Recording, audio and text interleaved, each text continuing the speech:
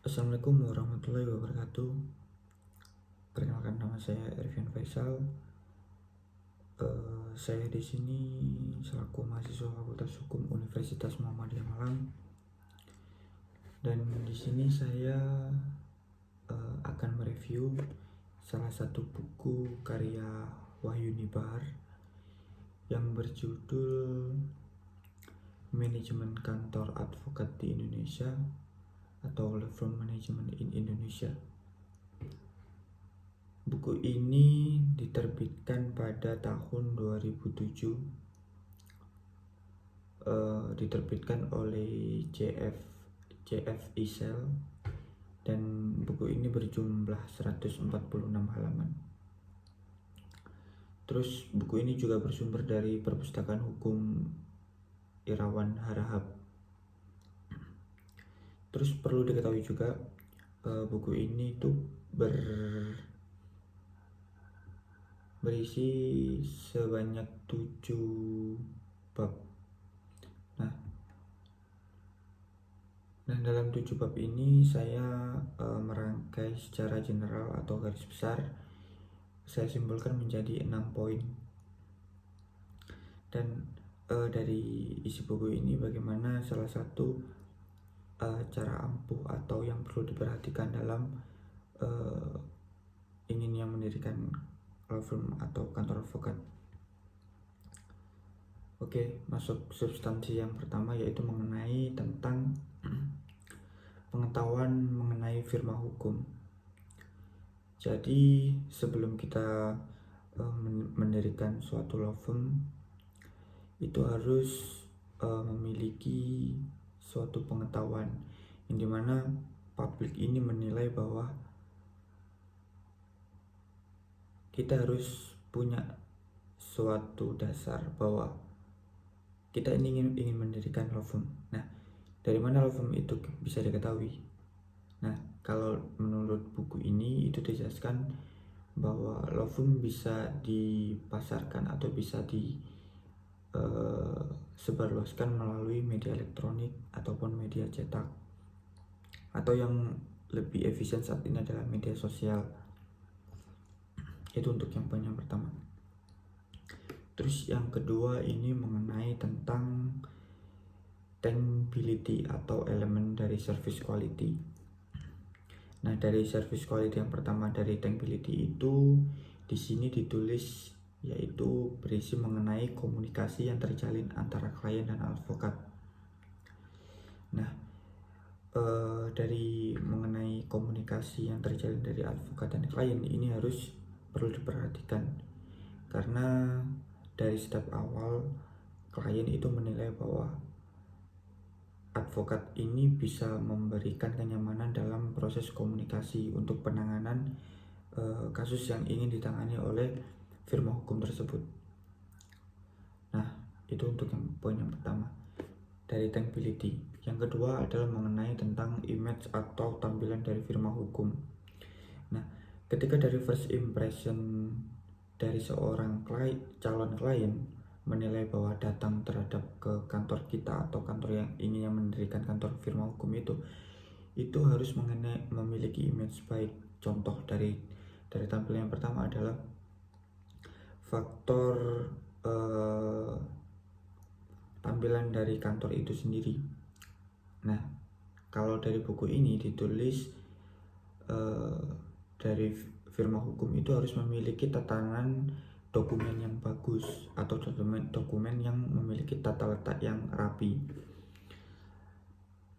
Nah, dari tata letak dokumen yang rapi ini klien nanti memiliki penilaian terhadap firma hukum tersebut. Dan apabila klien sudah memiliki penilaian terhadap tata letak dokumen yang rapi tersebut, klien dapat sewaktu-waktu itu meminta dokumen tersebut. Ketika pengelolaan dokumen yang baik dan rapi, sewaktu-waktu akan diminta lagi oleh si pihak klien agar sewaktu-waktu dari pihak klien tersebut memiliki dokumen ganda ataupun dokumen cadangan yang bisa saja dari dokumen tersebut akan berguna bagi referensi pada kasus penanganan para klien tersebut. Jadi istilahnya di sini lebih ditekan kepada dokumen cadangan yang seharusnya firma hukum itu tetap menyimpan dan sewaktu-waktu bisa klien tersebut meminta lagi ke firma hukum tersebut. Itu poin yang kedua mengenai tentang deniability. Beranjak ke poin ketiga, yaitu mengenai tentang reliability. Reliability di sini dijelaskan juga termasuk salah satu service quality yang terdapat pada firma hukum. Nah, service equality di sini berperan juga pada service equality assessment, yaitu service quality assessment yang berfokus pada yang pertama itu ketergantungan klien pada pelayanan firma hukum tersebut. Nah, maksudnya ketergantungan dari firma hukum tersebut itu bahwa klien menilai dalam suatu penanganan firma hukum tersebut yang pernah dialami dari proses penanganan yang pertama itu, klien menilai bahwa firma hukum ini memiliki potensi yang lebih terhadap penanganan kasus-kasus tertentu. Contoh dari kasus yang pertama ditangani oleh firma hukum ketika klien tersebut telah memakai jasa dari firma hukum itu. Sebagai contoh dari penanganan tersebut itu mendasar kepada legal opinionnya yang bisa diandalkan dari klien terhadap si advokat dari firma hukum itu. Itu yang pertama. Terus yang poin kedua dari service quality assessment tersebut yaitu mengarah pada ketepatan pelayanan dari firma hukum yang pernah dilakukan dari firma hukum terhadap kliennya. Yang disebutkan di sini adalah ketepatan itu apabila ada jadwal perubahan sidang itu harus diberitahukan kepada klien, tidak mengulur. Jadi tidak seakan-akan ketepatan di sini itu dari pihak si advokat ini semena-mena memberitahu informasi yang mendadak terhadap kliennya.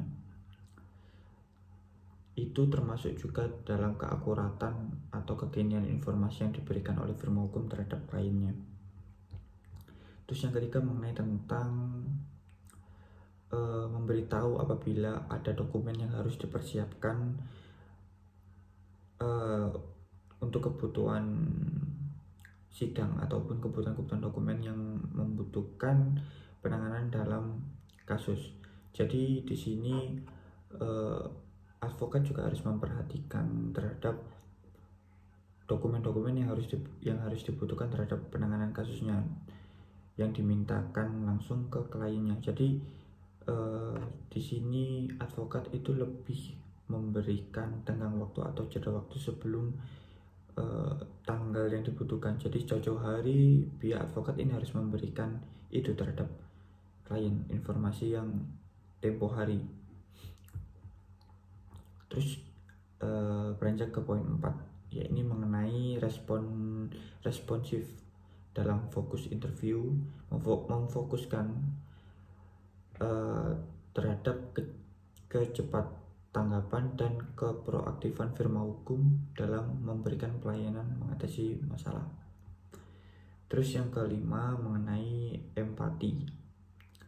Dalam hal ini empati itu ditujukan kepada advokat terhadap klien. Nah, empati ini lebih mengarah kepada pendekatan personal atau pendekatan individu. Jadi kita itu seakan-akan memposisikan sebagai seorang kuasa hukum ini juga merasakan sebagai yang terjerumus dalam permasalahan kasus tersebut. Jadi seakan-akan di sini kepribadian seorang advokat ini lebih mengarah kepada sisi hal kemanusiaan. Jadi pendekatan ego atau pendekatan emosional ini lebih lebih ditekankan di dalam poin empati ini terhadap kliennya tersebut. Terus yang keenam atau poin yang terakhir itu mengenai asuransi. Dalam fokus yang pertama itu mengenai kualitas yang dimiliki firma hukum itu. Nah, firma hukum di sini lebih ditekankan mengenai tentang transparansi.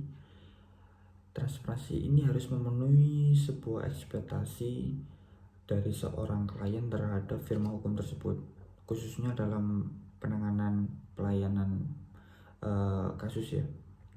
Terus yang kedua mengenai tentang kualifikasi legal yang dimiliki oleh advokat. Dan kualifikasi legal ini advokat harus memiliki reputasi dalam berhukum acara di pengadilan yang mengenai prosedur hukum seperti pelatihan saksi ataupun pembuatan keputusan yang legal dan logis pada penanganan kasus tertentu. Terus yang poin ketiga mengarah kepada reputasi firma hukum yang dikenal sejak lama memiliki penanganan kasus-kasus handal dan kasus yang memiliki win solution. Jadi seakan-akan advokat ini harus memiliki suatu kepercayaan yang lebih terhadap klien, jadi memiliki rasa trust yang besar di salah satu memenangkan kasus-kasus yang pernah ditangani oleh firma hukum tersebut. Jadi mungkin itu review secara garis besar mengenai tentang 6 poin yang ditulis dalam 7 bab tersebut di dalam buku manajemen kantor advokat di Indonesia karya Wahyuni Bahar. Jadi mungkin ini salah satu acuan referensi yang mungkin nantinya bisa dijadikan salah satu rujukan sebagai strategi ataupun manajemen yang kalau ingin mendirikan kantor hukum ataupun firma hukum. Jadi sekian video singkat dari saya. Bila ada tutur kata yang salah mohon dimaklumi dan dimaafkan. Saya Ervian Faisal pamit undur diri. Wassalamualaikum warahmatullahi wabarakatuh.